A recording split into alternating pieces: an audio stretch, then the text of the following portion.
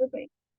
Bom, meninas, hoje nós estamos caminhando aí para a nossa quarta aula e hoje nós vamos falar. Hoje eu estou acompanhada aqui de uma pitica aqui, que é um colinho, e hoje nós vamos falar sobre administrar os recursos financeiros.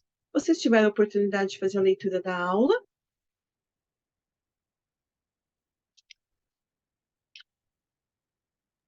Olha, só li por cima, sabe? Passando o olho. Mas ler, não li. Assim, muito bem.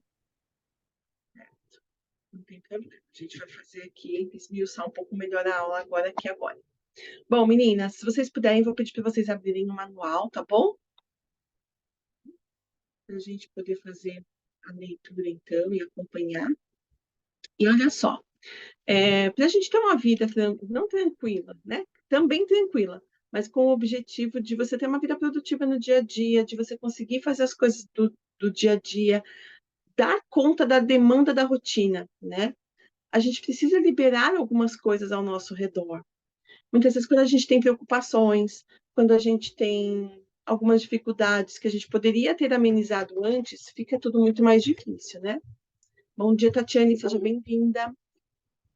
Então, dar conta, por exemplo, da questão de recurso financeiro é um quesito importante para a gente poder, claro, não só cumprir as leis e os mandamentos do Senhor, mas também para nos auxiliar nessa rotina do dia a dia, né? Porque se você tem todo o dia para dar conta, todas as demandas para dar conta, e ainda assim uma preocupação, fica tudo muito mais difícil, né?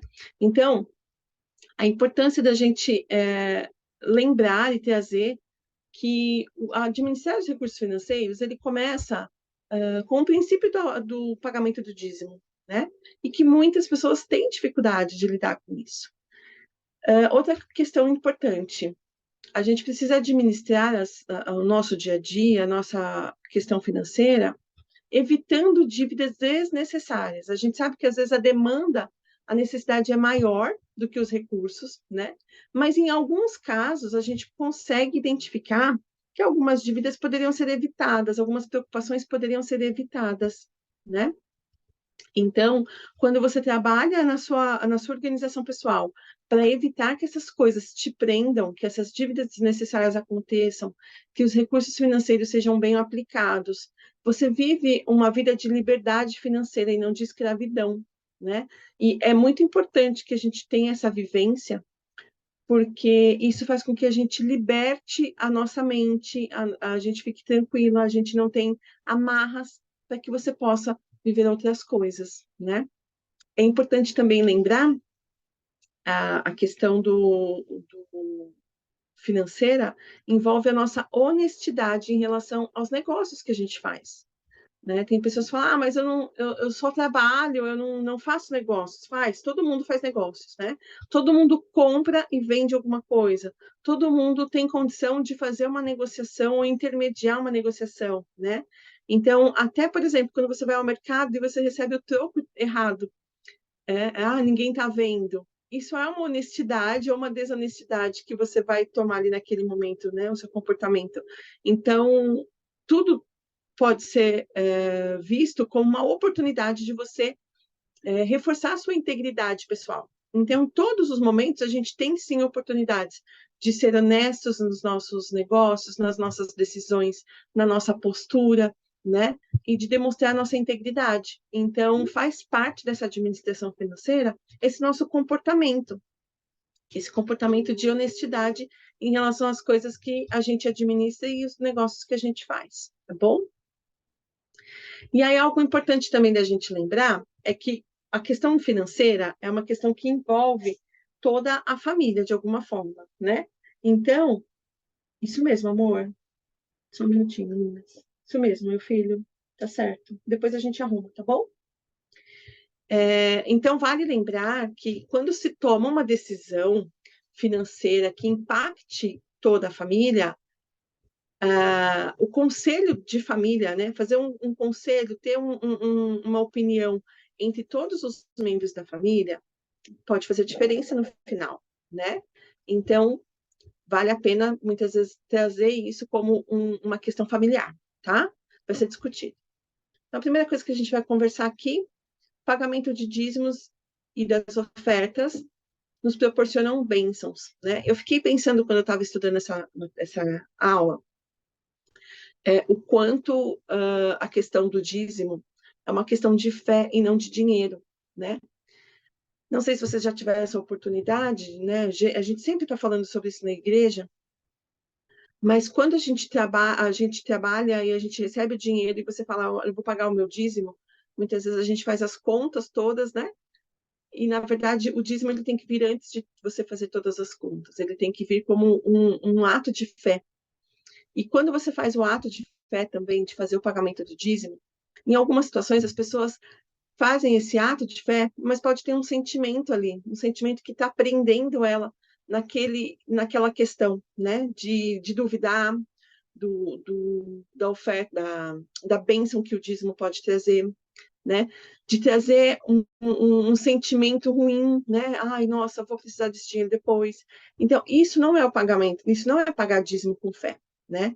O pagamento do dízimo com fé é você realmente saber que aquele valor está destinado do seu pagamento de dízimo, você faz o pagamento e você leva a sua vida, o seu mês, com os 90% que você tem.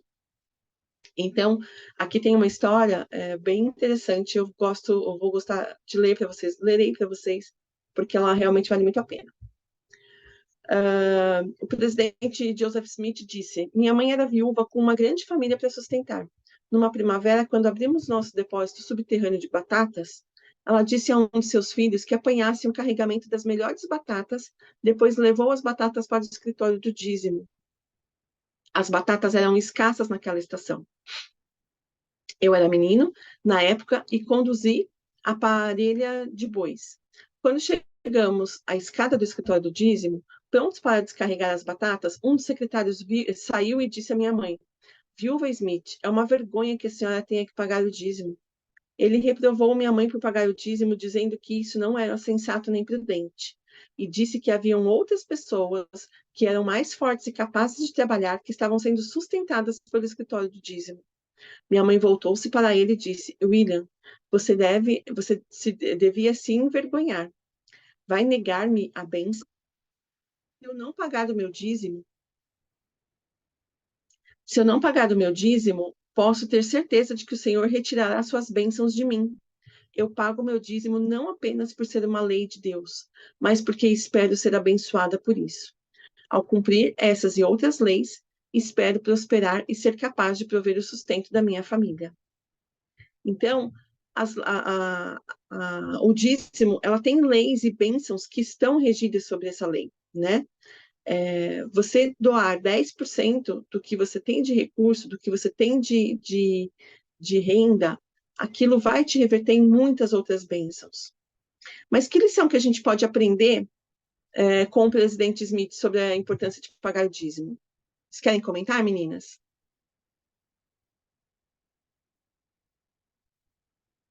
Fica aí uma...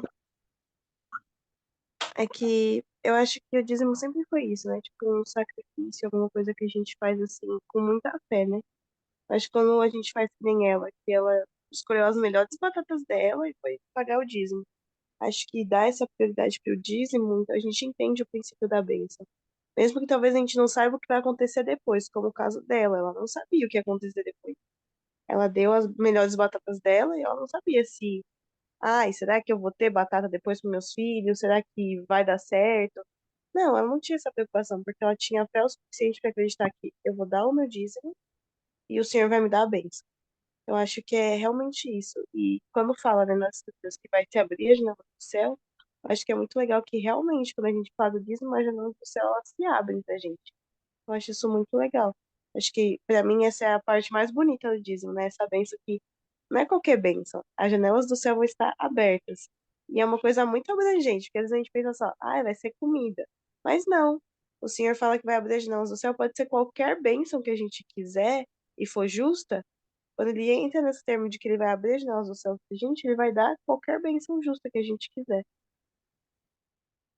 Exatamente. E vai muito além dessa questão da gente, muitas vezes a gente escuta, né? Pedis, como que é aquele dizer? peça e será atendido, né? Muitas vezes vai além do que a gente está pedindo, porque o Senhor tem uma visão muito mais ampla sobre a nossa vida, né?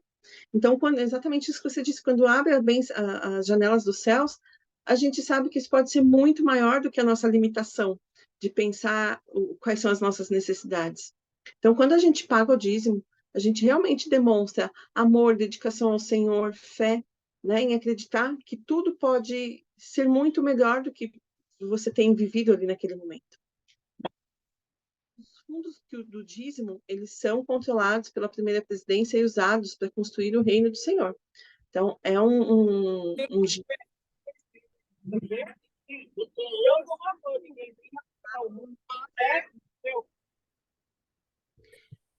então, as bênçãos do dízimo é uma bênção que vai trazer para nós, que vai ter condições, né, de levar o reino do Senhor a mais pessoas aqui, mas para cada um de nós, independente de como esse dinheiro vai ser empregado, para cada um de nós, bênçãos são prometidas.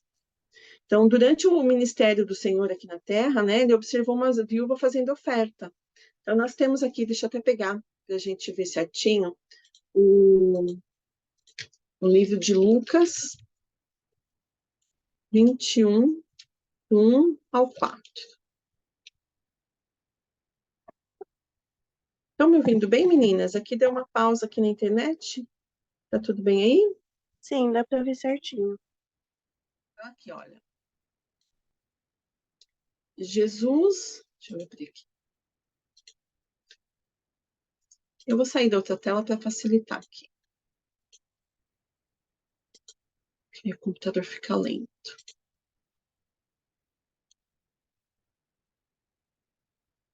Jesus olhou e viu os ricos colocando suas contribuições nas caixas de oferta. Viu também uma viúva pobre colocar 2 pequeninas moedas de cobre e disse: afirmo que esta viúva pobre colocou mais que todos os outros. Todos esses deram o que lhe sobravam, mas ela, da sua pobreza, deu tudo o que possuía. Então, em muitas vezes, a gente percebe. Olá, Lunara. Só um minutinho, meninas. Lunara, não entendi sua pergunta. Você está me ouvindo bem? Muitas vezes a gente percebe, né? A questão da doação não é uma questão de quantidade, é uma questão do quanto você está realmente fazendo com amor, se dedicando para fazer aquilo. Então, hoje, qual é a menor moeda que nós temos em circulação? 5 centavos? A gente já nem vê mais moedas hoje em dia, né? Com a história do Pix, a gente já nem vê mais dinheiro. Mas qual é a moeda que a gente vê rodando, né? A de 5 centavos pode ser a moeda que tem a menor valor hoje. Não é quantidade ou a questão do valor, é a condição da doação, é a condição do seu desprendimento que vale. Então, a pessoa que doa mais ou menos, independe da quantidade, é em relação à postura dela, em relação ao quanto ela tem, o quanto ela doa, o quanto ela se doa, né? Então, a viúva aqui nesse caso, ela doou tudo que ela tinha. Então, ela está doando muito mais, ela está se entregando muito mais do que os outros que são ricos, que de repente poderiam dar muito mais dinheiro. Então, entendam que quando a gente fala sobre administrar o nosso dinheiro, administrar os recursos financeiros, não é só uma condição do quanto ter e do quanto gastar, mas é de como você se disponibilizar diante do seu montante, né? Então, o pagamento do dízimo, ele é uma questão de fé, não é uma questão financeira, tá? Não é porque nós temos dinheiro que nós pagamos o dízimo, é porque nós temos fé que nós pagamos o dízimo. Alguém quer comentar alguma coisa a respeito? Vou pegando aqui a outra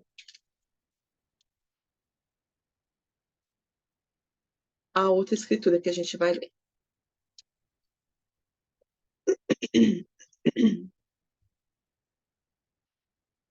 As meninas comentaram, né? Abre as janelas dos céus. O que significa para vocês abrir as janelas dos céus?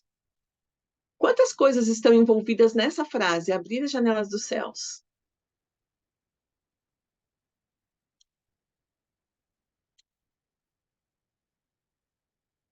Abrir as janelas dos céus pode estar envolvendo tanto a condição das bênçãos materiais quanto das bênçãos espirituais, né? É muito amplo. Então, quando a gente fala de abrir as janelas dos céus, muitas coisas estão envolvidas aqui.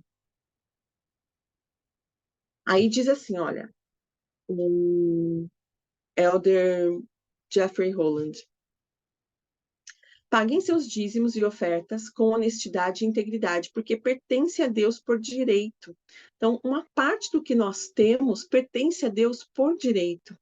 Pagar o dízimo não é uma oferta simbólica, que é de algum modo dada a Deus. Pagar o dízimo é quitar uma dívida. Vocês visualizam o dízimo como uma dívida ou como uma bênção? Uma oferta, quer dizer. Vocês visualizam que o dízimo é uma dívida ou uma oferta? Segundo o Elder Holland, ele é uma dívida. É uma dívida que a gente tem com o Senhor. Porque uma parte do que nós temos diz respeito ao Senhor. E se nós não devolvemos a Ele, significa que nós não estamos pagando o que é dele de direito. Então, pode falar. Uma vez o bispo foi falar comigo e eu nunca esqueci a frase que ele falou, né? Uma frase tão simples. Ele falou assim: o Senhor nos dá 10 laranjas, a gente devolve uma, ele faz um suco e dá de volta. Quando nós temos a capacidade de exercer fé e fazer a nossa parte, né? Como exatamente isso. Se a gente pensa que é uma obrigação, né? Tanto que fala que a primeira coisa que nós devemos pagar é o nosso dízimo. E se as outras coisas não forem pagas, que seja assim. Mas que ele proverá. Se você for digno, se você confiar e ter fé, e primeiro você pagar o dízimo, todas as outras coisas serão acrescentadas, né? Então, isso não é só para o dízimo, isso é para várias coisas. Mas eu acho que isso é uma coisa muito material, que você tem que fazer o espiritual para receber o material. Então, assim, é muita fé mesmo, porque você tem que falar assim: olha, se eu pagar o dízimo, eu não faço despesa, eu não vou ter o que comer, mas você tem que agir por fé. E tem duas historinhas que eu gosto muito, é que uma é de uma autoridade muito grande da igreja, que ela foi entrevistada, e ela pagou, acho que 10 milhões ou 10 bilhões de dízimo, né? E isso percorreu por toda a mídia internacional. Se ele não achava errado pagar tudo isso, ele falou assim: se eu paguei tudo isso, é porque eu ganhei 100%, 10 vezes mais que isso, né? 100% disso, né? Então, assim, eu dei só 10%. E para isso eu preciso ser abençoado por Deus. Então, ele não pensou no que ele pagou, mas sim que ele ganhou o valor todo para poder doar aquele valor, né? Então, isso aí você está falando de muito dinheiro. E eu gosto de uma outra historinha que tinha um homem que ele estava com muita dificuldade, com muito problema, e ele tinha que decidir entre pagar o dízimo e comer, comprar as coisas para ele e para a família dele. E ele falou: olha, Senhor, você conhece minha realidade, você conhece minhas necessidades. Vou ter fé e vou ser obediente. E pagou o dízimo. E ele era uma pessoa que estava desempregada e ele fazia algumas obras, algumas coisas para poder viver. E ele falou que teve um problema no prédio e chamaram ele para resolver e ele foi. E ele foi tão de boa vontade, sabendo que era uma coisa simples, porque tinha entrado ar nas torneiras e não saía água no prédio inteiro. E ele foi lá, mandou todo mundo abrir as torneiras e não cobrou nada. Mas o prédio inteiro deu gorjetas para ele, que superou 10 vezes mais do que ele tinha pagado de dízimo. Pois é uma condição que a gente sabe que muitas pessoas têm dificuldades, né? E as dificuldades, elas são justamente não financeiras. A gente se prende muitas vezes a enxergar isso como uma condição financeira, mas a dificuldade é o quanto você realmente confia e o quanto você realmente se entrega, né? E a gente nunca sabe o que vem depois desse capítulo, né? Você fala: você paga o dízimo, mas a gente fica querendo acreditar ou encontrar nas respostas lógicas, né? E as condições e as questões do Senhor, elas não são muitas vezes lógicas assim. A gente não vai encontrar as respostas antes da gente fazer o ato de fé, né? Agir com o ato de fé. Que bom que você compartilhou. Muito obrigada por ter compartilhado essas histórias, porque realmente faz a gente repensar o quanto a gente realmente doa de coração e faz com vontade e faz o que deveria ser feito da forma que deveria ser feito, né? Então, em muitas situações, quando você se vê preso ao material, você questiona, né? Ou então você entra com você até pode fazer fazer o pagamento do dízimo, mas pode entrar com uma atitude errada, que é aquela atitude da dúvida, né? Será que realmente isso vai acontecer? Né? Enquanto, na verdade, o Senhor pode todas as coisas. O Senhor pode todas as coisas. E aqui o Senhor diz assim, ó, em Malaquias 3, do 8 ao 12. Roubará o homem a Deus? Todavia vos roubais, me roubais, e dizeis, em que te roubamos? Nos dízimos e nas ofertas. Com maldição sois amaldiçoado, porque a mim me roubais, sim, toda essa nação. Trazei todos os dízimos à casa do tesouro, para que haja mantimentos na minha casa, e depois fazei prova de mim disso, diz o Senhor dos Exércitos. Se eu não vos abrir as janelas dos céus e não derramar sobre vós uma bênção tal, até que não haja lugar suficiente para a recolherdes. E por causa de vós repreenderei o devorador, e ele não destruirá os frutos da vossa terra, e a vossa vide no campo não será estéril, diz o Senhor. E todas as nações vos chamarão bem-aventurados, porque vos sereis uma terra deleitosa, diz o Senhor dos Exércitos. Então, é uma condição realmente de você viver esse propósito, né? De você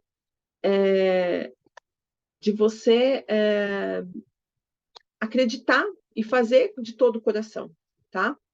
Deixa eu voltar aqui para a nossa aula, que eu perdi aqui.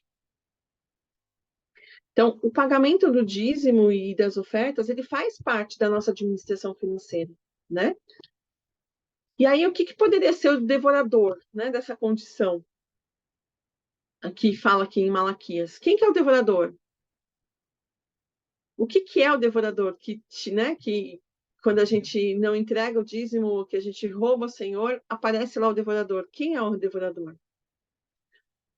São situações que são acidentes dispendiosos, que consomem nosso recurso, que tira a gente do foco das situações, são os problemas de saúde que aparecem, os hábitos de consumo que muitas vezes roubam a gente da nossa condição de ter um recurso adequado, né? Então, muitas vezes o devorador ele é repreendido pelas consequências das nossas ações, tá? Então, se você age da forma no mandamento e você devolve o dízimo e as ofertas, muitas situações dessas elas são completamente cercadas, né? Elas são completamente tiradas da sua vida. O devorador ele não age. Então, é importante que você entenda que a sua ação vai trazer uma consequência disso. E o Senhor pode nos ensinar como evitar essas situações ou então vencer esses desafios, tá? Aqui também o Elder Herbert Grant diz: presto meu testemunho, e sei que o testemunho que presto é verdadeiro, de que os homens e as mulheres que têm sido absolutamente honestos com Deus, que têm pago o dízimo, têm recebido sabedoria dele para usarem os 9/10 restantes. O que tem sido de grande valia para eles, que conseguem fazer mais com o restante do que conseguiriam se não tivessem sido honestos com o Senhor. Então, é muito melhor você ter 90% mais sabedoria do que 100% e dificuldade de fazer todas as coisas que você precisa, né?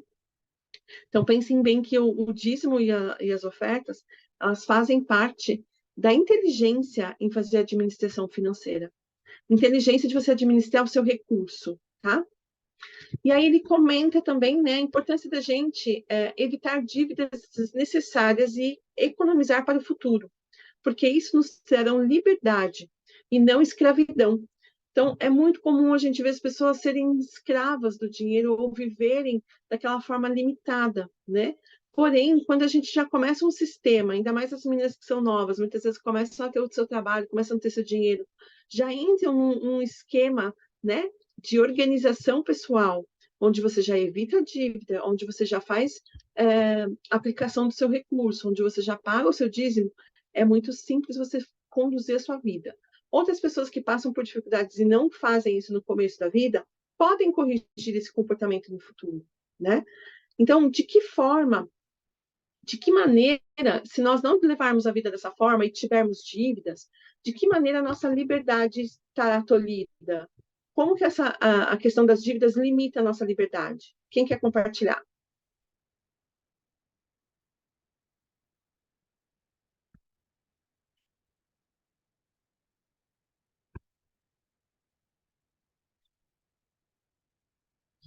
Tem algumas dívidas que são aceitáveis, a gente precisa pensar sobre isso. Algumas coisas que eu faço, que eu tenho de dívida, são aceitáveis? Como Posso que... responder? Claro. Bom, algumas sim, por exemplo, eu faço faculdade. A faculdade é uma dívida que me persegue até o final dela. Então, se é uma faculdade de 4 anos, são 4 anos de dívida que eu preciso fazer. Porque, infelizmente, eu não tenho dinheiro para ir lá e pagar 4 anos de faculdade. Mas é uma dívida que eu considero que ela é aceitável, porque é uma coisa que eu estou visando no meu futuro e que eu estou pensando um pouco mais. Então, eu acho que, assim, tem dívidas que a gente faz que elas são justificáveis. Não dá pra gente pagar o dinheiro absurdo que teria que ser para eu pagar a faculdade de, tipo, 4 anos de faculdade. Ou 5, 6, dependendo da faculdade que você vai fazer. Então, eu acho que, assim, dentro dessa, sim. Mas tem coisas que a gente, às vezes, não precisa fazer e a gente faz. Por exemplo, às vezes a gente quer comprar uma coisa por capricho. Às vezes a gente tem, tipo, 20 casacos no guarda-roupa. Mas a gente vê um lá e a gente fala assim, ai, nossa, mas dá pra eu parcelar. E aí parcela em 20 vezes também uma coisa que a gente não precisa. Porque eu já tenho 20 no meu guarda-roupa. E todos estão bons, estão funcionando, são legais. Então, assim, bem bonitinhos também, mas aquele é puro capricho, porque eu achei bonito, porque, ai, todo mundo usa, ai, porque eu quero estar junto com todo mundo. E aí eu faço uma parcela de uma dívida que eu não preciso. Eu vou ficar 20 meses pagando uma coisa que eu não preciso. Exatamente. O quanto, às vezes, a gente contrai dívida por alguns caprichos, né? Por algumas coisas impensadas. Então, a importância da gente pensar: eu preciso? Tem que ser agora? Eu tenho dinheiro para isso? Pode ser depois, né? Realmente preciso disso? Porque senão a gente percebe que são hábitos ruins na decisão, da aquisição de coisas, né? Que não são necessidades. Então, é muito comum a gente ver hoje as pessoas com dificuldades, por exemplo, em lidar com questões emocionais e reverterem essas questões para alguns outros comportamentos. Então, seja ele alimentação, seja ele a compra, seja ele recursos, né? Usar os recursos que tem de forma desordenada. Então, quando a gente contrai uma dívida, tem algumas situações, como você comentou, que realmente são necessárias, porque é uma faculdade, é um investimento para o futuro, é algo realmente que vai fazer a diferença. Mas, em alguns casos, são situações que podem ser evitadas. São situações que dizem respeito às suas fragilidades ou até a mesmo às suas dificuldades de tomar decisões inteligentes, né? Então, a gente tem que tomar um cuidado com isso. Em Doutrina e Convênios, 104, 78 diz assim, 78 a 80. E também, em verdade, vos digo, com respeito às vossas dívidas, eis que é a minha vontade que paguei todas as vossas dívidas. E é a minha vontade que vos humilheis perante mim e alcanceis essa bênção por vossa diligência e humildade pela oração e fé. Se fores diligente e humilde, exercitardes a oração da fé, eis que abrandarei o coração de vossos credores, até eu vos enviar meios para liberar-vos. Então, a gente precisa entender que, em algumas situações, nós não enxergamos quais são as soluções, mas o Senhor já tem a solução, porque Ele tem o controle do quanto as coisas podem acontecer, né? Do quanto as coisas podem acontecer para a gente em termos de recurso e em quantas coisas podem acontecer para os nossos credores. Então, a gente tem que entender que, exercendo a fé, acreditando no poder, na expiação do Senhor, e sendo aqui, como ele disse para a gente, né, diligente e humilde, tendo fé, estando em oração, em comunhão com Ele, nós teremos soluções que muitas vezes a gente não enxerga hoje quais serão elas.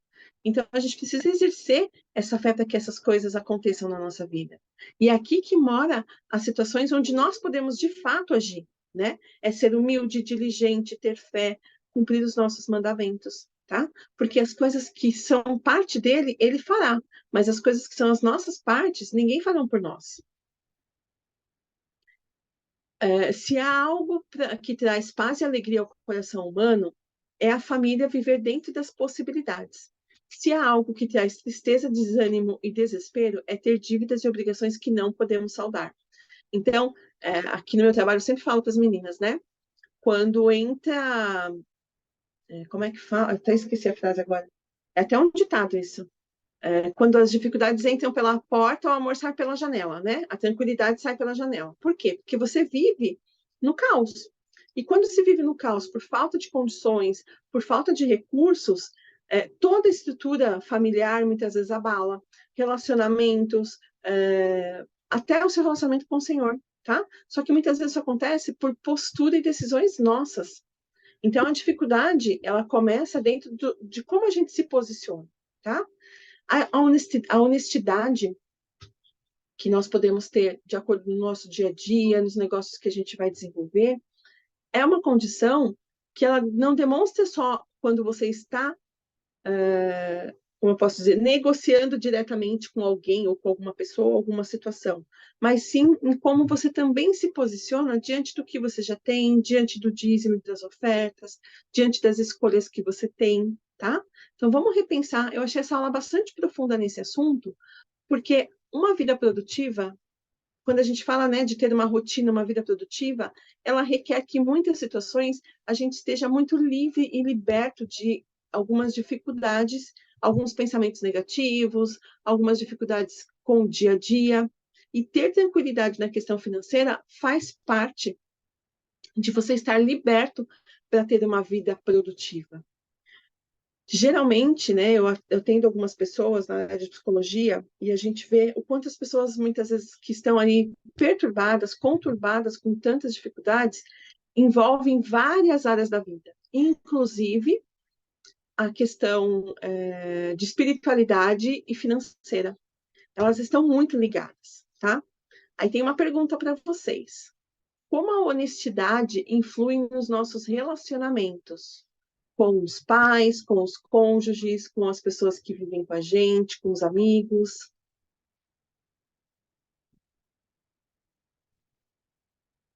Alguém quer comentar?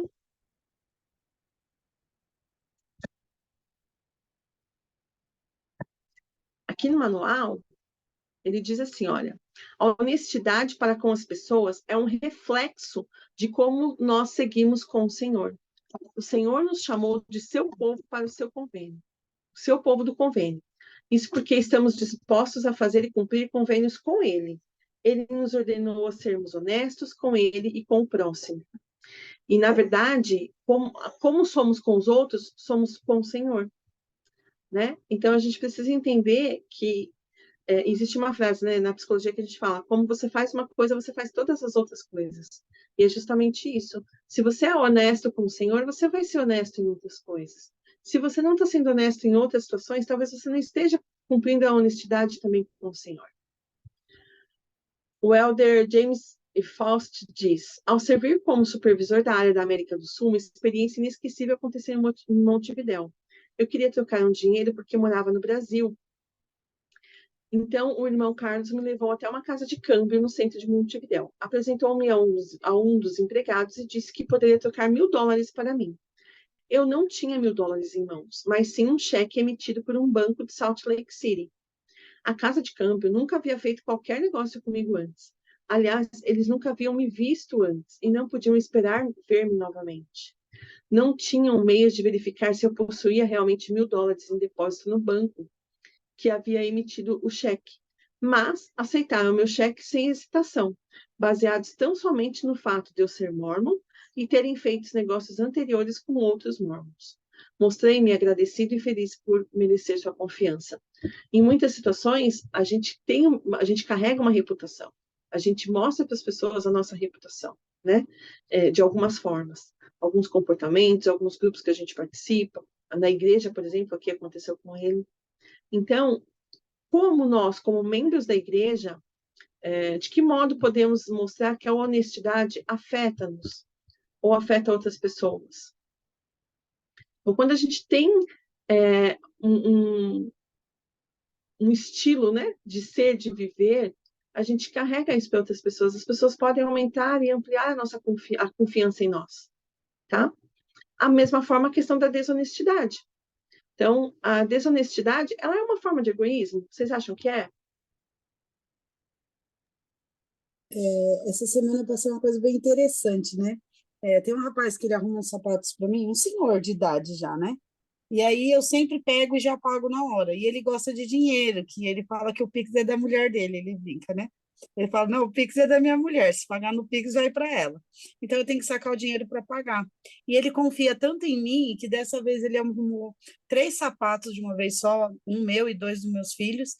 E aí eu falei para ele, nossa, eu só chamo ele de velho, né? Eu falei, nossa, velho, eu não tenho dinheiro. Ele falou, com você tá guardado. E quando foi essa semana eu recebi, passei lá para pagar ele e era R$ 140, não é um valor baixo, né? Aí eu falei, e aí, velho, tem R$ 10? Aí ele pegou e falou assim, não, por quê? Você vai me dar dinheiro? Aí eu dei os R$ 150 para ele me devolver 10. Ele falou, para você eu vou devolver 20. Você é tão honesta que eu sei que eu posso deixar. Eu falei, velho, em mim você confia, né? Ele falou assim, tudo que você pegou, você nunca faltou com honestidade comigo. Então, assim, pode parecer simplesmente R$ 10, mas tem dias que esses R$ 10 faz muita diferença na sua vida. Então, eu e o Kelvin, a gente tem, assim, eu falo que ele é o 100%, né, de organização financeira, eu sou uns 60, 70, né, e o meu filho Johnny é menos 10, menos 100, né? Então, assim, a gente fala que um ajuda o outro, né? Então, tudo que a gente procura fazer, mesmo que a gente não tenha o dinheiro, que a gente não possa, a gente é sempre muito organizado e honesto. Porque o fato não é você não poder pagar, você não ter o dinheiro naquele momento. É você ter uma organização para falar, olha, eu preciso de tal coisa, você pode fazer para mim? Tal dia eu vou ter. E você ter essa confiabilidade da sua honestidade. Né? Como ele, o cheque era só um pedaço de papel, mas ele era confiável a ponto de ser recebido o cheque dele. Né? Meu pai falava que a palavra de um homem vale um escrito. Eu nunca esqueci isso. Exatamente isso. Eu me lembrei agora, você contando essa história, né? Na minha adolescência, eu tinha uma amiga que dizia assim, a gente não tinha dinheiro, né? Para nada, assim, praticamente. Às vezes ganhava uma mesada, alguma coisa, mas a gente não tinha dinheiro, a gente não trabalhava. E ela dizia assim: não tem problema, porque o importante não é uma questão só de você ter dinheiro, mas você precisa ter crédito. E com essa frase dela, ela me mostrava, né, a questão da credibilidade, né? O quanto você tem credibilidade. Uma condição é você ter dinheiro, a outra condição é você ter credibilidade, né? E a credibilidade, ela quer dizer a honestidade, a integridade, o quanto você é confiável, né? Esse exemplo que você disse para a gente é maravilhoso, porque ele tinha você tinha credibilidade com ele, ele acredita em você, né? Então, o presidente Tanner diz assim, ó, o ideal de integridade nunca sairá da moda. Ele se aplica a tudo que fazemos. Como líderes e membros da igreja, devemos ser o grande exemplo de integridade. Então, pensem nessa condição, né? A gente não fala de dinheiro, a gente fala de princípios, a gente fala de, de, de valores pessoais, né? Porque a condição do dinheiro é uma condição que vai ser uma consequência diante de tantas coisas que o Senhor pode abrir os seus caminhos, ou você pode, da forma que você lidar com eles, você vai fechar os caminhos, né? Então a gente ensina e a gente aprende aqui na igreja o quanto a gente pode abrir os caminhos com o Senhor, o quanto a gente pode abrir os caminhos da vida tendo esses valores nobres. E aí o último tema que a gente tem para falar aqui na aula é sobre a questão do conselho de família, né? Porque quando a gente fala sobre recursos, é uma condição que envolve muitas pessoas, né? Quando você tem uma condição de recurso familiar, você está, de alguma forma, ajudando ou prejudicando quem está ao seu redor. Então, em muitas situações, vale a pena você fazer um conselho de família para você entender o que as pessoas também pensam sobre a forma de você aplicar aquele dinheiro, de você investir aquilo, né? Então, aqui ele sugere que quando você tem alguma decisão para fazer, que você coloque lá no papel qual é a opinião do pai, da mãe, dos parentes, né? Para que você tenha condição de entender como aquilo pode estar diante da família, tá? Então, segundo o modelo divino, aqui a primeira presidência dos apóstolos diz assim, né? Segundo o modelo divino, o pai deve presidir a família com amor e retidão, tendo a responsabilidade de atender às necessidades de seus familiares e protegê-los. A responsabilidade primordial da mãe é cuidar dos filhos. Nessa atribuição sagrada, o pai e a mãe têm a obrigação de ajudar-se mutuamente como parceiros iguais. Enfermidades, falecimentos ou outras circunstâncias podem exigir adaptações específicas. Os outros parentes podem oferecer ajuda quando precisar, quando necessário. Então, por que é importante que, por exemplo, o cônjuge, né, mulher e marido, esposa e esposo, façam juntos, elaborem um orçamento de família. Já aconteceu aqui na minha casa, por exemplo, de eu me dar conta, muitas coisas, às vezes, a gente paga no dia a dia, né? Eu trabalho com vendas, então, às vezes, eu recebo aqui, já pago ali uma conta, já faço isso e tal. E aí eu me dei conta de que eu precisava trazer isso para o meu marido, que ele não estava tendo consciência de como realmente estava o nosso orçamento, né? E aí nós sentamos, atualizamos o orçamento naquele momento, e ele falou, nossa, eu não tinha noção de que isso estava acontecendo dentro de casa. Então, em algumas situações, a gente precisa entender que os nossos parceiros eles precisam das nossas ajudas, não só para a condição financeira, mas principalmente para enxergar as possibilidades e as coisas como estão ao nosso redor. Tá? Então, no lar, a administração das finanças, quando é feito pelo marido e pela mulher, tem que ter companheirismo, tem que mostrar, né, a opinião dos dois, precisa ter esse espaço de comunicação, de conversa, porque juntos vocês vão criar quais são os critérios de escolha, quais são as prioridades, o que para a gente vai ser mais importante, né? Porque a finança é um ponto que, se você não está bem organizado, certamente você não vai ter tranquilidade. Se você não tem tranquilidade mental para o seu dia a dia, várias outras condições estão envolvidas. Seu relacionamento familiar pode ficar desequilibrado, a condição com as crianças pode ficar desequilibrada. Então, é uma condição que traz, sim, estrutura para todos em casa. Faz sentido para vocês? Então, a administração financeira, ela deve ser conduzida em comunhão, com sinceridade, com confiança, né, com credibilidade, também com parceria, tá? Se uma das pessoas controlar o dinheiro de uma forma, assim, de forma autoridade, com forma de poder, de autoridade, né, um jeito controlador, vai ter uma desigualdade.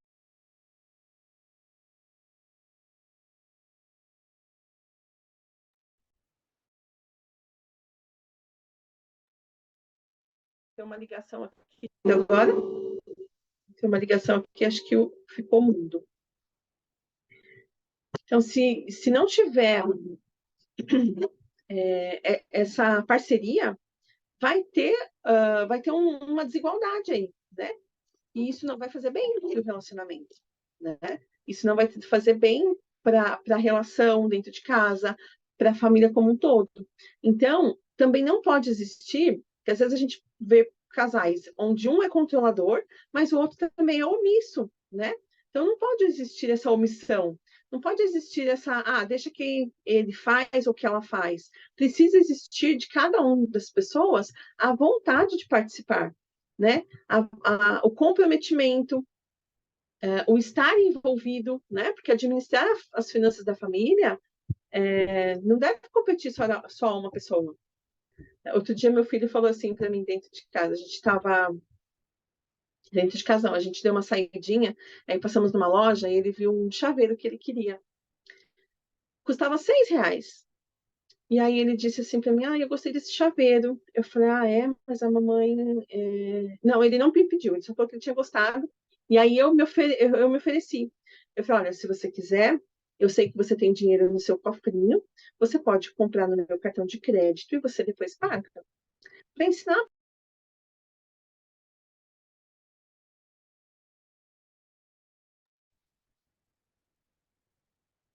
Entra a ligação aqui e aí fica sem som.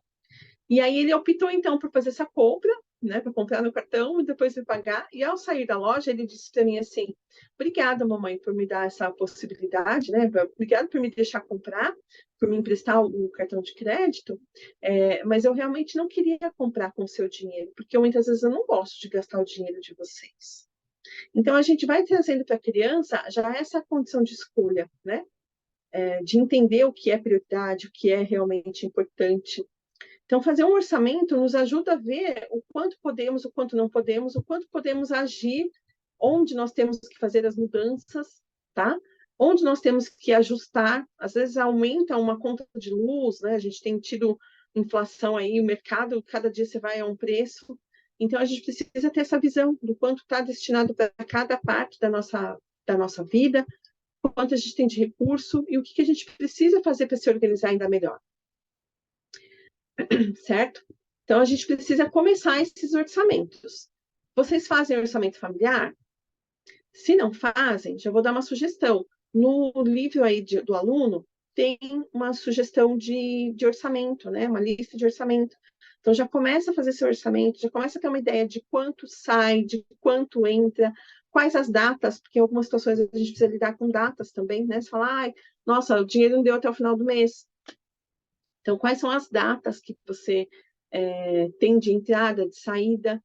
E talvez você possa fazer algumas mudanças muito simples, mas que serão significativas lá na frente, para o que você está vivendo financeiramente agora.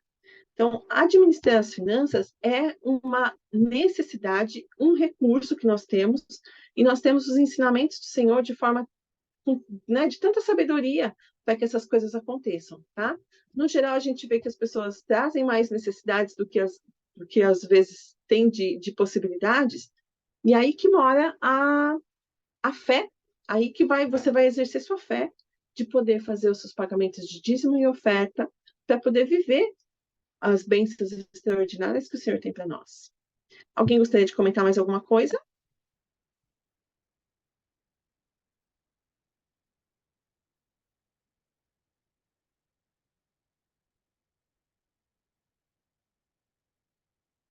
Não?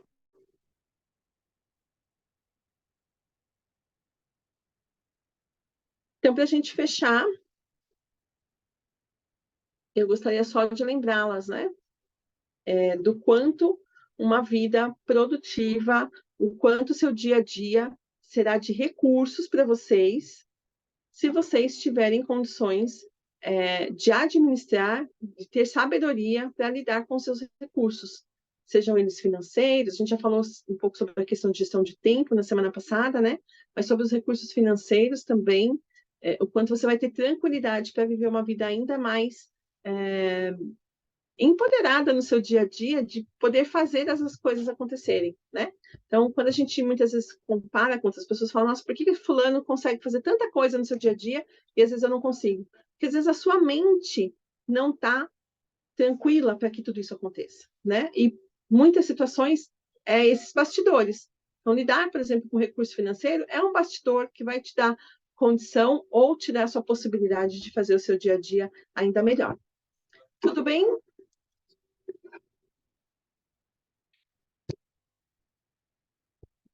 Bom, então é isso. Espero que vocês tenham gostado da nossa aula de hoje e que na próxima semana possamos estar aqui juntos novamente. Para quem está assistindo essa aula gravada, espero que tenha aí um ótimo aproveitamento também, porque realmente esse é um tema maravilhoso da gente estudar e entender o quanto ele age, né, e interfere no nosso dia a dia, interfere de uma forma grandiosa. Muito obrigada pela participação de vocês. Quem aqui poderia fazer a oração para a gente finalizar a nossa aula?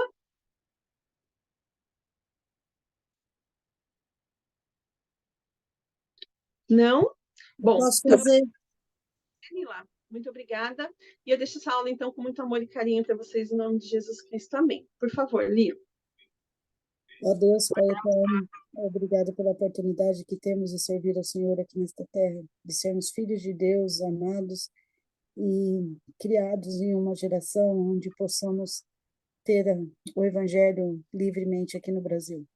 Por termos uma capela tão próxima de nós e pessoas que realmente se dedicam para que possamos ouvir o Evangelho. Obrigado pelos professores que se preparam durante toda a semana para que possamos ser edificados em nossa fé. Que o Senhor abençoe cada um deles, que o Senhor abençoe as famílias que se encontram doentes, enfermas e aflitas, principalmente as pessoas que estão nos hospitais, estão doentes. Que o Senhor abençoe a nossa presidência da STAC e toda a liderança da nossa STAC, tanto os bispos como os líderes de cada organização. Em especial, que o Senhor abençoe a cada um de nós com sabedoria e que possamos amar a Deus sobre todas as coisas. E essas coisas que pedimos e agradecemos em nome de teu Filho amado, Jesus Cristo. Amém. Muito obrigada, meninas. Dona, você perguntou a respeito da chamada, né? Eu já fiz aqui o controle da participação de vocês, tá bom? Pode ficar tranquilo que depois a gente coloca lá. Vocês já fizeram as inscrições todas lá do seminário, do instituto? Tem um link, se vocês não fizeram, você pode me chamar que eu mando para você, tá bom? Mas o controle de participação eu faço por aqui, tá bom? Meninas, muito obrigada pela participação e semana que vem estaremos juntas novamente, que vai ser um tema maravilhoso. Uma ótima semana. Tchau, tchau.